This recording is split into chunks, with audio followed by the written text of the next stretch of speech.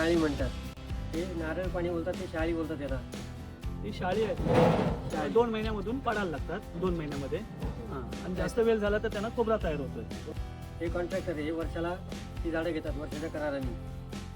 मग ते दर 2 महिन्यांनी शाळी पाडतात. शाळी पाडून हे मुंबईत विकायला नेतात.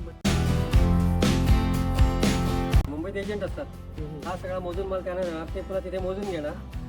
त्यांचा व्यवहार असेल काय ठरलं शाळेमागे छोट्या छोट्या धंद्यांना 50-100 तिथनं घेऊन जातात हॉस्पिटलला किंवा समुद्र किनाऱ्याला गिरगाव चौपटी किंवा काय चौपटी. जास्त वेळ ठेवले माडावर ते सुकवणार. शाळेचं पाणी कमी मिळणार तुम्हाला, पण खोबरं मिळणार. खोबरं पण आता इकडे 60 रुपये 50 रुपये नारळ आहे. आता कसं या नारळ जास्त डिमांड आहे. आता लिक्विड कोल्ड्रिंक वगैरे आता कमी चालतोय. आपल्याला काय डॉक्टर जॉगिंगला जाणारे काय प्रत्येक जण आता शाळांवर जास्त डिमांड आहे. म्हणून हे आता सध्या हे महाग होत चाललेले आहे.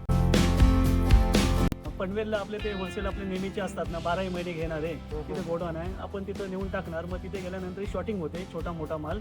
आणि मग ते त्याप्रमाणे प्रत्येकाला 50-100 असे तिथं टपरीवाले हातगाडीवाले विकायला घेऊन जातात. पण डायरेक्ट होलसेल.